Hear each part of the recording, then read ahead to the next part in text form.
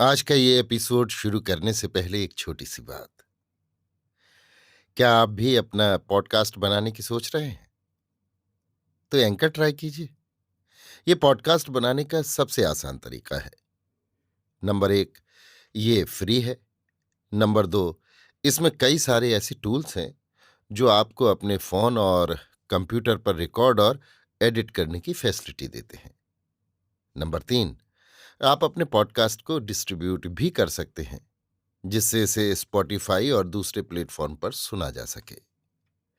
तो डाउनलोड कीजिए free anchor app या विजिट कीजिए anchor.fm पर अपना पॉडकास्ट स्टार्ट करने के लिए। ये तो थी एक छोटी सी जानकारी, और अब शुरू करते हैं एपिसोड का सिलसिला। तो आज के एपिसोड में लीजिए सुनिए फणीश्वर नाथ रेणु के लिखे उपन्यास मैला आंचल का भाग 3, मेरी यानी समीर गोस्वामी की आवाज में। डिस्ट्री बोर्ड के मिस्त्री लोग आए हैं। बालदेव के उत्साह का ठिकाना नहीं है। ऑफिसियर बाबू ने तहसीलदार साहब और राम कृपाल सिंह के सामने ही कहा था, आप तो देश के सेवक हैं। सबों ने सुना था, दुनिया में धन क्या है, तहसीलदार साहब और सिंह जी के पास पैसा है, मगर जो इज्जत बालदेव की है वे कहाँ पाएंगे। यादव टोली के लोगों ने बालदेव से उसी दिन माफी मांग ली थी। बालदेव भाई, हम लोग मूर्ख ठहरे और तुम ज्ञानी। हम कूप के बैंग हैं, तुम तो बहुत देश विदेश घूमे हो, बड़े बड़े लोगों के साथ रहे हो, हमारा कसूर माफ कर दो। उसी दिन से खेलावन सिंह यादव बालदेव को अपने यहाँ रहने के लिए आग्रह कर रहे हैं। जात का नाम, जात की इज्जत तो तुम्ही लोगों के हाथ में है। तुम कोई पराए हो? तुम्हारी मौसी मेरी चाची होगी, हम तुम भाई भाई ठहरे। खेलावन की डेरा वाली खुद आकर बालदेव की बुढ़िया मौसी से कह गई, घर आंगन सब आपका ही है। जिस घर में एक बूढ़ी नहीं, उस घर का भी कोई ठिकाना रहता है। मैं अकेली क्या करूं, दूध घी देखूं कि गोबर गोहाल। बालदेव की बुढ़िया मौसी की दुनिया ही बदल गई। कल तक घर घर घूमकर कुटाई पिसाई करती फिरती थी, और आज गांव की मालकिन आकर उसे सारे घर की मालकिन बना गई। मिस्त्री लोग आए हैं। बालदेव गांव के टोले में घूमता रहा। डिस्ट्रीबोर्ड से मिस्त्री जी लोग आए हैं, कल से काम शुरू हो जाना चाहिए। मलेरिया बुखार मच्छर काटने से होता है, मगर कुनैन खाने से जितना भी मच्छर काटे कुछ नहीं होगा। तत्मा टोली यानी तंत्रिमा क्षत्रिय टोली में महंगूदास के घूर के पास बालदेव की बातों को लोग बड़े अचरज से सुन रहे हैं। आंगन की औरतें भी घूंघट काढ़े टट्टी के पास खड़ी होकर सुन रही हैं। अब रात भर गोईठा जलाकर धुआं करने का झंझट नहीं, काटे जितना मच्छर। पोलिया टोली, तंत्रिमा छत्री टोली, यदुवंशी छत्री टोली, गहलोत छत्री टोली, कुर्म छत्री टोली, अमात्य ब्राह्मण टोली, धनुकधारी छत्री टोली, कुशवाहा छत्री टोली और रैदास टोली के लोगों ने वचन दिया, 7 दिन तक कोई काम नहीं करेंगे।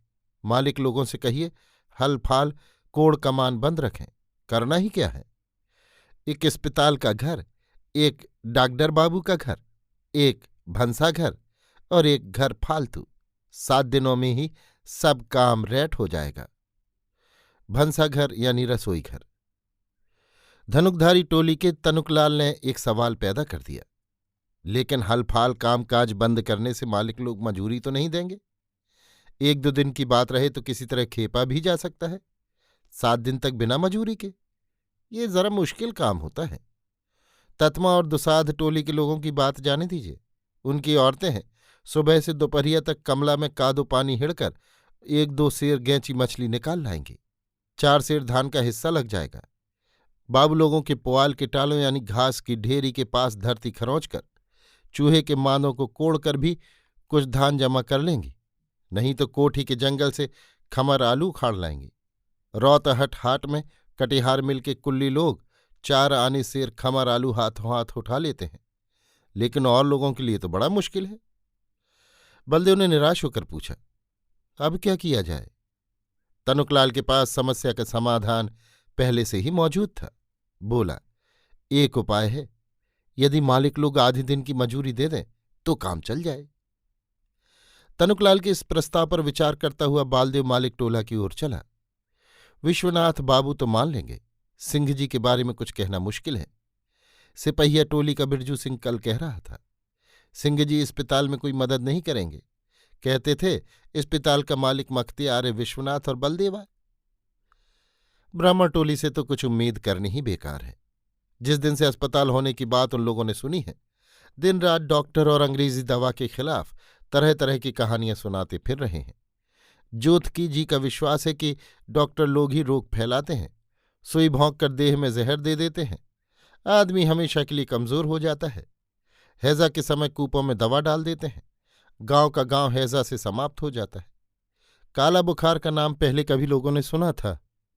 पूरब मुल्क कामरू कमीछा हासाम से, हासाम मतलब आसाम, काला बुखार वालों का लहू शीशी में बंद करके यही लोग ले आए थे। आजकल घर घर काला बुखार फैल गया है। इसके अलावा बेलैती दवा में गाय का खून मिला रहता है। भगवान भगत की दुकान के पास ही विश्वनाथ बाबू से भेंट हो गई। तनुकलाल के प्रस्ताव को सुनते ही विश्वनाथ बाबू चिढ़ गए। धानुक टोली का तनुकलाल अपने को बड़ा काबिल समझता है, हर बात में एक न एक लेकिन जरूर लगाएगा। तुम भी तो बालदेव पूरे बम भोलानाथ हो। उससे पूछा नहीं कि अस्पताल में सिर्फ मालिक लोगों की भलाई होगी क्या? भगवान भगत हमेशा सुपारी चबाता रहता है। बोलने के समय ऐसा लगता है कि वो बात को भी चबा रहा है। अरे ये तो 10 आदमी के काम बा, जेबा से एक राह में सबके मिल के मदद करे के चाही। काहो सी प्रसाद। भगत की दुकान पर यों भी हमेशा 4-5 आदमी बैठे रहते हैं। विश्वनाथ बाबू की आवाज सुनकर 2-4 व्यक्ति और जमा हो गए। बूढ़े सुमृत दास को लोग लबड़ा समझते हैं, मगर वो समय पर पते की बात बता जाता है। आते ही बोला, अरे तहसीलदार, आप समझे नहीं, तनुकलाल अपने मन से नहीं बोला, इसमें कनेक्शन है। जरा इधर एकांत में आइए तो बतावें।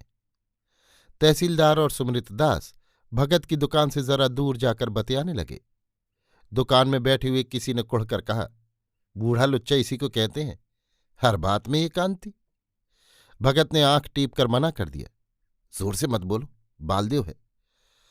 सुमृत दास से प्राइवेट करने के बाद तहसीलदार का मिजाज बदल गया। आकर बोले, अच्छा तो बालदेव, तुम जाकर ततमा टोली और पोलिया टोले वालों से कहो मैंने 50 रुपया माफ कर दिया। उस दिन आफसियर बाबू को जो डाली दी गई थी सो तो तुम्हारे ही सामने की बात है, बिरंची भी था। अब जरा सिपहिया टोला जाओ, देखो वे लोग क्या कहते हैं। कोई कुछ करे, हमारा जो धर्म है हम करेंगे। बालदेव जब सिंह जी के दरवाजे पर पहुंचा तो सिंह जी घोड़े पर सवार हो चुके थे, शायद कटिहार जा रहे हैं। यात्रा का टोकना अच्छा नहीं, इसलिए बालदेव चुप ही रहा। सिंह जी के दरवाजे पर 5-7 आदमी बैठे हुए थे। किसी ने बालदेव को बैठने के लिए भी नहीं कहा। बालदेव ने सबों को एक ही साथ जय हिंद कहा। शिवशंकर सिंह के बेटे हरगौरी ने बालदेव से पूछा, कहिए बालदेव लीडर, क्या समाचार है? आप लोगों की कृपा से सब अच्छा है। बाबू साहब, आप स्कूल से कब आए? बालदेव ने पास पड़े हुए खाली मोढ़े पर बैठते हुए पूछा। सुना है कि आपकी लीडरी खूब चल रही है। बाबा साहब, गरीब आदमी भी भला लीडर होता है, हम तो आप लोगों का सेवक है। आप तो लीडर ही हो गए, तो आजकल कांग्रेस ऑफिस का चौका बर्तन कौन करता है? हरगौरी अचानक उबल पड़ा। अरे भाई, सभी काशी चले जाओगे, पत्तल चाटने के लिए भी तो कुछ लोग रह जाओ। जेल क्या गए, पंडित जमाहिर लाल हो गए, कांग्रेस ऑफिस में वोल्टियरी करते थे, अब अंधों में काना बनकर यहां लीडरी छांटने आया है। स्वयं सेवक ना घोड़ा का दुम। बाबू साहब, मुंह खराब क्यों करते हैं? आप विद्वान हैं और हम जाहिल। हमसे जो कसूर हुआ है कहिए। उठ जाओ दरवाजे पर से, बेईमान कहेंगे। डिस्ट्रिक्ट बोर्ड से अस्पताल की मंजूरी हुई है, रुपया मिला है, सब चुपचाप मारकर आप बेकार खोज रहे हैं। चोर सब, उठ जाओ दरवाजे पर से। हरगौरी तमतमाकर बालदेव को धक्का देने के लिए उठा। बैठे हुए लोगों ने हाँ हाँ करके हरगौरी को पकड़ लिया। बालदेव चुपचाप बैठा रहा। मारिए, यदि मारने से ही आपका गुस्सा ठंडा हो जाए तो मारिए। हल्ला गुल्ला सुनकर भीड़ जम गई। हरगौरी का लड़कपन किसी को पसंद नहीं। शिवशक्कर सिंह भी सुनकर दुखित हुए। लीडरी करे या वोल्टियरी, तुमको किस बात की चिढ़ लगी? तुम्हारा क्या बिगाड़ा था? अच्छा बालदेव, बुरा मत मानना, हंसी दिल लगी मुड़ा दो, छोटा भाई है। शिवशक्कर मौसा, बाबू साहब गाली गलौज करके मारने चले, मगर हम कोई लाजमान यानी अपशब्द बात मुंह से निकालते हैं? पूछिए सबों से। महात्मा जी कहन हैं। नीम के पेड़ का कागा काएं काएं कर उठा।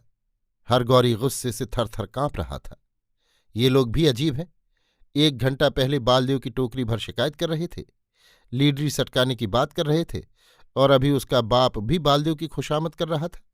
ग्वाला होकर लीडरी। ग्वार टोली वाले हंसेरी लेकर आ रहे हैं। हंसेरी यानी बलवा करने वाला दल। एक लड़का दौड़ता हांफता आकर खबर दे गया, ऐ गांव के उत्तर में शोरगुल हो रहा है। खूंटे में बंधे हुए बैलों ने चौकन्ने होकर कान खड़े किए। गांव के बाहर चढ़ती हुई बकरियां दौड़ती मिमियाती हुई गांव में भागी आ रही हैं। कुत्ते भूंकने लगे। बात क्या हुई? अरे बेटा रे, गौरी बेटा रे, आंगन में आजा बेटा रे। ग्वारटोली का कलिया पगला गया है। हर गौरी की माँ छाती पीटती और रोती हुई आई और हर गौरी को घसीट कर आंगन में ले गई। बच्चे रोने लगे। अरे बात क्या हुई? भाला निकालो छत्तर। हमारी गंगाजी वाली लाठी कहाँ है? तीर निकाल रे। अरे बात क्या है? हंसेरी क्यों? कौन किसका जवाब देता है? किसे फुर्सत है? सारे गांव में कोहराम मचा हुआ है। हर गौरी की माँ अब शिवशक्कर सिंह को आंगन में बुला रही है, चिल्ला रही है, गोअर टोली का रौदी बूढ़ा आया है। गोअर टोली में बूढ़े बच्चे खौल रहे हैं कि हर गौरी ने बालदेव को जूते से मारा है। कुकरू का बेटा कल चरना काली क्रिया खाया है। क्रिया यानी कसम। हर गौरी का खून पिएंगे। आंगन में आ जाओ गौरी के बाबू। ओह! बालदेव दौड़ा। आप लोग अकुलाइए मत, हम देखते हैं। ना समझ लोग हैं, समझा देते हैं। एक बार बोलिए प्रेम से, महावीर की जय। जय जाय जाय। बालदेव को देखते ही यादव सेना खुशी से जय जयकार कर उठी। बोलिए एक बार प्रेम से, गनही महात्मा की जय जाय जाय। ऐ शांति शांति, चुप रहो। बालदेव जी क्या कहते हैं सुनो। प्यारे भाइयों, आप लोग जो आंदोलन किए हैं वो अच्छा नहीं। अपना कान देखे बिना कौआ के पीछे दौड़ना अच्छा नहीं। आप यही सोचिए, क्या ये समझदार आदमी का काम है? आप लोग हिंसावाद करने जा रहे थे। इसके लिए हमको अनशन करना होगा। भारत माता का, गांधी जी का ये रास्ता नहीं। सचमुच ज्ञानी आदमी है बालदेव जी। आंदोलन, अनशन और क्या हिंसावाद, किसी ने समझा? ज्ञानी की बोली समझना सभी के बूते की बात नहीं। अनशन क्या करेंगे? अंट संट। कलिया कहता था, उपास करेंगे बालदेव जी। कलिया को बुलाकर बालदेव जी कहते थे, कालीचरण, तुम बहुत बहादुर नौजवान हो, लेकिन जो उसमें होश भी रखना चाहिए। हम खुश हैं लेकिन उपास करेंगे। सचमुच यदि उस दिन बालदेव जी ठीक समय पर नहीं आ जाते तो कालीचरण इस पार चाहे उस पार कर देता। अरे हरगौरिया, कल का छोड़ा स्कूल में 4 अक्षर क्या पढ़ लिया है? लाट साहेब हो गया है। अरे पढ़ता क्या है? दाढ़ी मोछ हो गया है और अपना सकलदीप से 2 क्लास नीचे पढ़ता है। एकदम फेलियर है। इस साल भी फेल हो गया है। उसका बाप मास्टर को घूस देने गया था। मास्टर गुस्सा कर बोला, भागो नहीं तो तुमको भी फेल कर देंगे। अरे पढ़ेगा क्या? सुनते हैं कि लालबाग मेला में लाल पढ़ना में पास हो गया है। बात बनाने में दुलरिया से कोई जीत नहीं सकता। लाल पढ़ना नहीं समझे? की लाल पढ़ना, ढाक ढिन्ना ढाक ढिन्ना। चलो रे, अखाड़ा का ढोल बोल रहा है। अभी आप सुन रहे थे फणीश्वरनाथ रेणु के लिखे उपन्यास मैला आंचल का भाग 3, मेरी यानी समीर गोस्वामी की आवाज में।